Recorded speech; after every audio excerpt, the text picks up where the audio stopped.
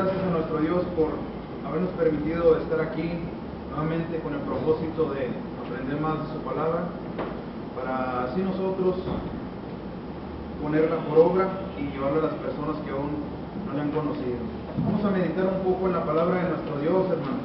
Les voy a pedir que nos concentremos, hermanos, y que tratemos de dejar las preocupaciones y las cosas que nos tengan con ansiedad, afanosos.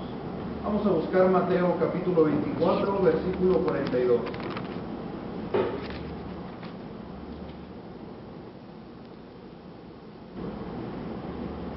Mateo capítulo 24, versículo 42 en adelante hasta el 51.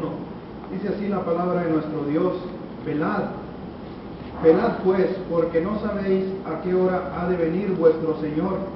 Pero sabed esto, que si el padre de familia supiese a qué hora el ladrón habría de venir, velaría y no dejaría minar su casa. Por tanto, también vosotros estad preparados, porque el Hijo del Hombre vendrá a la hora que no pensáis.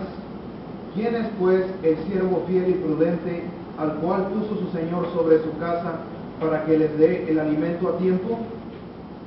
Bienaventurado aquel siervo al cual, cuando su Señor venga, le halle haciendo así. Versículo 47 dice: de cierto os digo que sobre todos sus bienes le pondrá. Pero si aquel siervo malo dijere en su corazón: mi Señor tarda en venir, y comenzare a golpear a sus consiervos, y aun a comer y a beber con los borrachos, vendrá el Señor de aquel siervo el día que éste no espera y a la hora que no sabe, y lo castigará duramente, y pondrá su parte con los hipócritas. Allí será el lloro y el crujir de dientes. Quiero, hermanos, que notemos muy bien esta palabra que está en el versículo 42, que dice: velad. El Maestro nos está diciendo a nosotros y a los hermanos, a los servidores de nuestro Señor en aquellos tiempos: estén alerta, estén preparados, manténganse despiertos, no se duerman, no se descuiden, estén listos. ¿Por qué? Porque dice el Maestro: porque voy a venir por segunda vez. Estén preparados, estén listos, porque eso va a ser repentino. Tan repentino va a ser, hermanos, que nuestro Señor Jesucristo hace una comparación de su venida con la de un ladrón que intenta minar una casa. Y también hace una comparación el Maestro con dos siervos, uno desobediente y uno obediente, uno negligente y uno diligente, uno que está despierto pero otro que está dormido, que se descuida. Notemos también, hermanos, me llama mucho la atención cómo el Maestro hace énfasis en el siervo desobediente y habla de su irresponsabilidad, de su mala actitud, de su forma de pensar errónea. Porque dice este hombre, dice este siervo: mi Señor tarda en venir. Nosotros, hermanos, cuando vemos a partir del versículo 49, ¿cuál será el fin de este siervo malo? ¿Cuál será el castigo, la retribución que recibirá de parte del Maestro por su mala conducta? Obviamente a ninguno de nosotros nos gustaría estar en esa situación, no nos gustaría estar en sus zapatos. Sin embargo, por todo lo contrario, al revés, todo lo contrario a esto, al siervo infiel, nosotros quisiéramos ser un siervo fiel. Y este es el tema que quiero compartir con ustedes: un siervo fiel. Vamos a estar viendo una serie de pasajes, hermanos. Algunos pues no los vamos a alcanzar a leer porque son largos, pero los podemos anotar y podemos meditar tranquilos en nuestros lugares, en nuestra habitación, en nuestras casas, hermanos. Un siervo fiel es el tema que veremos bajo la pregunta: ¿qué es lo que hace un siervo fiel? ¿Qué es lo que hace un siervo fiel, hermanos? En primer lugar, entre tantas cosas que hace un siervo fiel en primer lugar recuerda que tiene un pacto con Dios. ¿Y cuántos ejemplos, hermanos, no vemos en el Antiguo Testamento cuando nuestro Dios hizo un pacto con el pueblo de Israel, que el pueblo de Israel se desatendió, como lo menciona en Hebreos capítulo 8? El pueblo de Israel no quiso nada con nuestro Dios, y vemos una historia muy triste, hermano, pero también muy bonita, allá con el rey Josías en Segunda de Reyes 22, versículo 3. Este hombre, este rey Josías, dice que a la edad de 18 años envió un mensajero. Algunos otros pasajes paralelos dicen que eran varios. Envió mensajeros con el sacerdote Hilcías, para hablar y arreglar en cuanto a la reparación del templo. Y dice que allí entre la casa de Jehová encontró el libro de la ley. Probablemente se preguntaron, ¿qué es esto? Pues, ¿qué es este libro que está aquí lleno de telarañas, que nadie usa? ¿Por qué está olvidado aquí? Y se dieron cuenta que era la ley de nuestro Dios. Se lo llevaron al rey Josías y dice que lo leyó y rasgó sus vestiduras y se enterneció, lloró porque reconoció que estaban mal ante Dios, porque los padres de ellos no habían llevado a cabo el pacto que Dios tenía con el pueblo de Israel. En primer lugar, hermanos, les repito, un siervo fiel recuerda que tiene un pacto con Dios. Es decir, el siervo fiel debe de recordar de dónde lo sacó Dios en primer lugar, de dónde lo sacó, de dónde sacó a aquellas personas del Antiguo Testamento, de la inmundicia, del pecado, de la carnalidad, y de dónde sacó también nuestro Dios a esas personas que encontramos en el Nuevo Testamento. Vamos a ver la carta a los Corintios, la primera carta a los Corintios, en el versículo 6.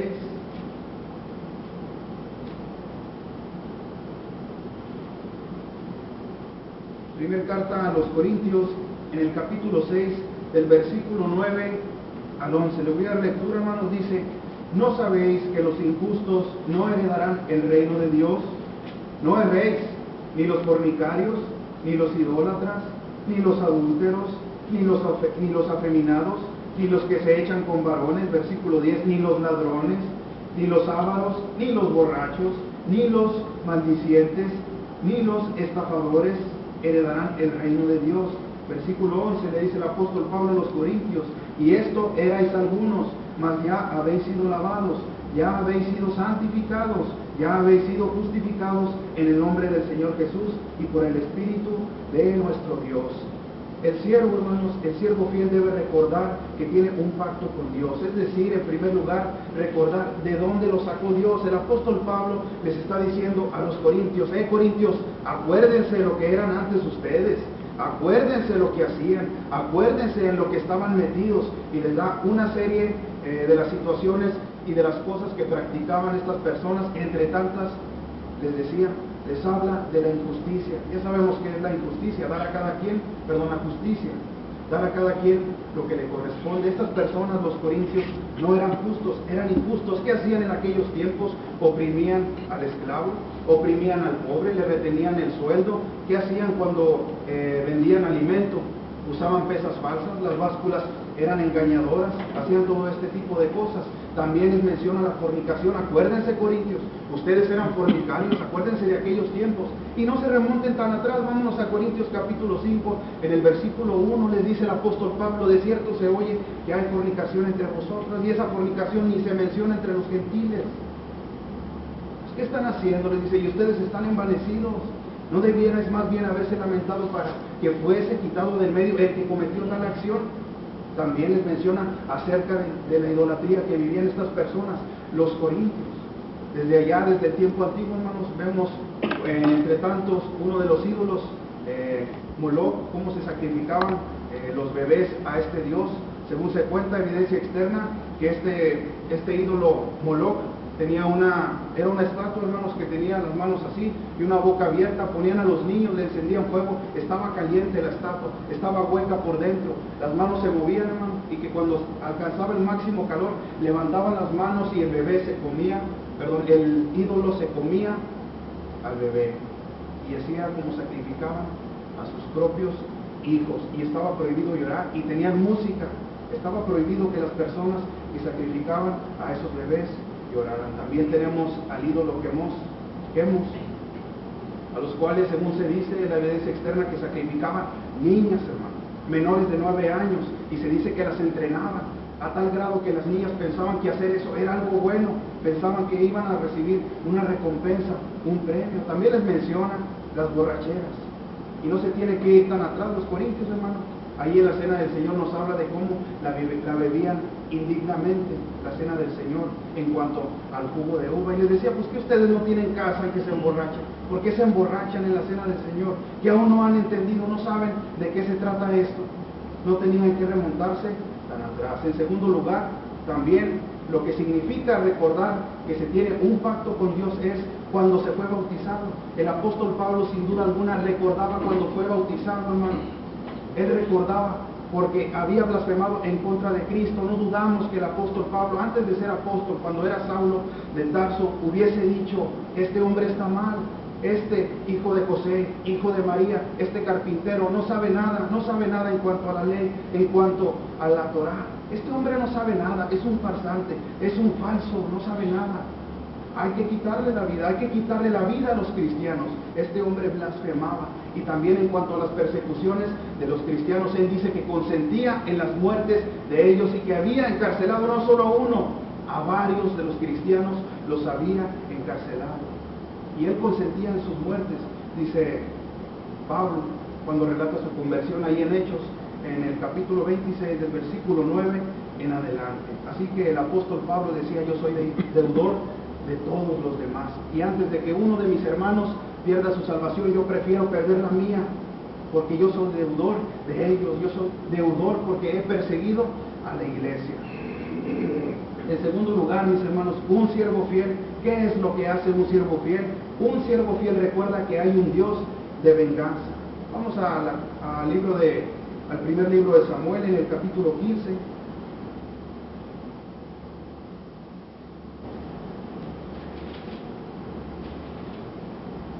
Primer libro de Samuel, en el capítulo 15, versículo 1 al 3, dice: después Samuel dijo a Saúl: Jehová me envió a que te ungiese por rey sobre su pueblo Israel. Ahora pues, está atento a las palabras de Jehová. Así ha dicho Jehová de los ejércitos: yo castigaré lo que hizo Amalec a Israel al oponérsele en el camino cuando subía de Egipto. Ve pues, Saúl, así ha dicho Jehová: ve, Saúl, y hiere a Amalec y destruye todo lo que tiene, y no te apiades, Saúl, de él. Mata hombres, Saúl, mata mujeres, Saúl, mata niños, Saúl, y aún los de pecho, mátalos, Saúl: vacas, ovejas, camellos y asnos. Un siervo fiel recuerda que hay un Dios de venganza, un Dios que puede entregar al necio, al engaño y a la vergüenza. En la segunda carta a los tesalonicenses, en el capítulo 2, hermanos, en el versículo 8, nos habla acerca de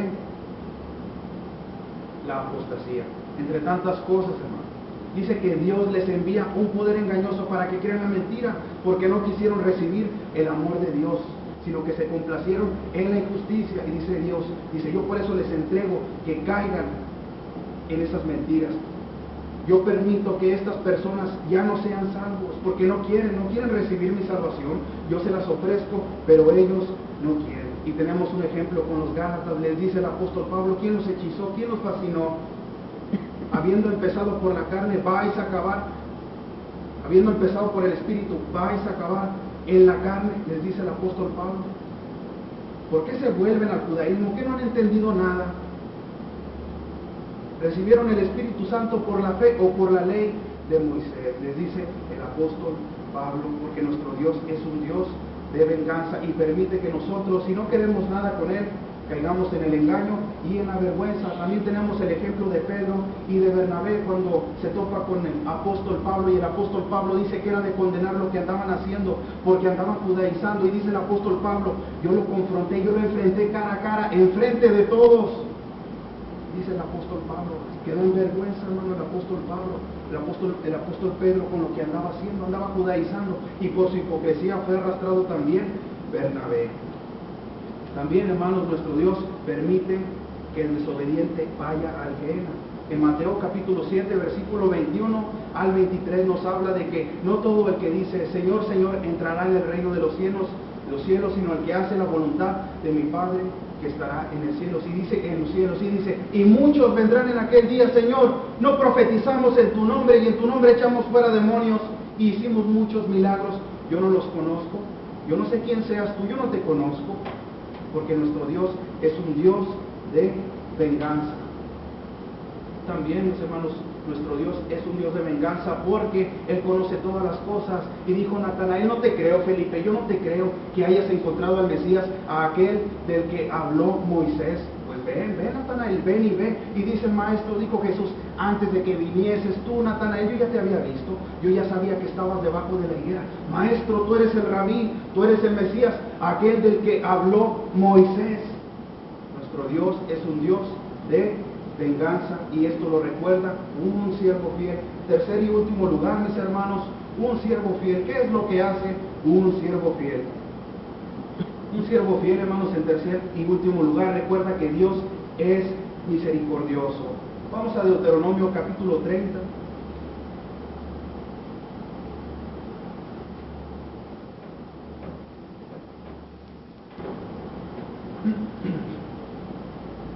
Libro de Deuteronomio, hermanos, capítulo 30, del versículo 14 al 16, les dice nuestro Dios: porque muy cerca de ti está la palabra, en tu boca y en tu corazón, para que la cumplas, Israel. Mira, yo he puesto delante de ti hoy la vida y el bien, la muerte y el mal, porque yo te mando hoy que ames a Jehová tu Dios y que andes en sus caminos y guardes sus mandamientos, sus estatutos y sus decretos, para que vivas y seas multiplicado. Y Jehová tu Dios te bendiga en la tierra a la cual entras para tomar posesión. En tercer lugar, un siervo fiel. ¿Qué es lo que hace un siervo fiel, hermano? Un siervo fiel recuerda que Dios es misericordioso. Tan grande, hermanos, tan grande es la misericordia de nuestro Dios, que el pueblo de Israel, antes de que entrara a tomar posesión de la tierra, le dice a nuestro Dios: mira, Israel, yo pongo delante de ti la vida y la muerte, la bendición y la maldición, la bendición y la maldición, para que tú escojas, Israel. Tú escoge, pero yo te mando que me obedezcas para que te vaya bien, para que tu descendencia tenga bendiciones y reciba lo bueno de mí. Nuestro Dios, hermano, le está dando a escoger al pueblo de Israel. ¿Para qué? ¿Para qué hace esto nuestro Dios? Hoy en la actualidad también lo hace. Nuestro Dios no forza a nadie. Él es misericordioso y nos da el libre albedrío. Pero ¿para qué me sirve a mí obedecer a Dios, hermano? ¿Para qué me sirve? En primer lugar, vamos a ver la primera carta a Juan, la primera carta de Juan, en el capítulo 3, versículo 2. Vamos a ver una de las grandes bendiciones al obedecer a nuestro Dios. Primera carta de Juan, en el capítulo 3, versículo 2. Primera carta de Juan, capítulo 3, versículo 2 dice: amados, ahora somos hijos de Dios y aún no se ha manifestado lo que hemos de ser, pero sabemos que cuando Él se manifieste, seremos semejantes a Él, porque le veremos tal como Él es. Una de las grandes bendiciones de nuestro Dios, si lo obedecemos, es que nosotros, hermano, tú y yo, veremos a aquel que nos compró con su propia sangre. Veremos a aquel que sufrió y padeció el oprobio, las vergüenzas, los reclamos, los reproches. Si nosotros obedecemos a Dios, si nosotros aprovechamos esa misericordia de nuestro Dios, veremos al que nos compró con su sangre. Y también, hermano, fíjate qué hermoso, si nosotros obedecemos a nuestro Dios, seremos salvos y veremos a aquellos hombres que obedecieron a nuestro Dios en el Antiguo Testamento. Aquellos grandes hombres. ¿Te imaginas, hermano? ¿Te imaginas estar aquí con aquellos hombres? Preguntando: Elías, ¿cómo está Eliseo? ¿Qué dice Eliseo? ¿Cómo anda? Aquellos grandes hombres. Moisés, ¿cómo estaron? ¿Qué hicieron? Aquellos hombres nosotros los veremos, hermano. En primer lugar veremos al que nos compró con su sangre, pero también veremos a aquellos hombres, aquellos grandes hombres de Dios, y también veremos a nuestra familia que murió en Cristo. ¿Tienes familia, hermano? ¿Tienes familiares carnales que han muerto en Cristo? Pues allá les verás, allá los veré yo, aquellas personas por los cuales sufrimos mucha tristeza porque ya no les vimos. Todos esos siervos que nos han dejado un grande ejemplo hoy en la actualidad, en la era cristiana. Y también, mis hermanos, recibiremos la vida eterna. Y dice Apocalipsis que Dios enjugará todas las lágrimas de los ojos de ellos. Así que ya no va a haber dolor, hermano. Si usted padece de los oídos, ahí va a escuchar claramente, va a escuchar al Señor. Si usted padece de sus manos, no las puede mover, ahí ya no va a haber enfermedad, ya no va a haber preocupaciones. Usted ya no se va a preocupar por el recibo de la luz, ni por el recibo del agua. Ya eso ya pasó. Dice, porque nuestro Dios es la luz, Él ilumina, hermanos. Y esta es la gran bendición de obedecerle a nuestro Dios y aprovechar de su misericordia, hermanos. En conclusión, hermano, recapitulando, hemos visto el tema: un siervo de Dios, un siervo fiel, hermanos, perdón. ¿Qué es lo que hace un siervo fiel? En primer lugar, recuerda que tiene un pacto con Dios. En segundo lugar, recuerda que hay un Dios de venganza. Y en tercer lugar, recuerda que Dios es misericordioso, hermanos. Yo les animo a que sigamos adelante y que recobremos las fuerzas y sigamos esforzándonos en el Evangelio, en las obras que a nuestro Dios le agradan. El Señor les bendiga, hermanos.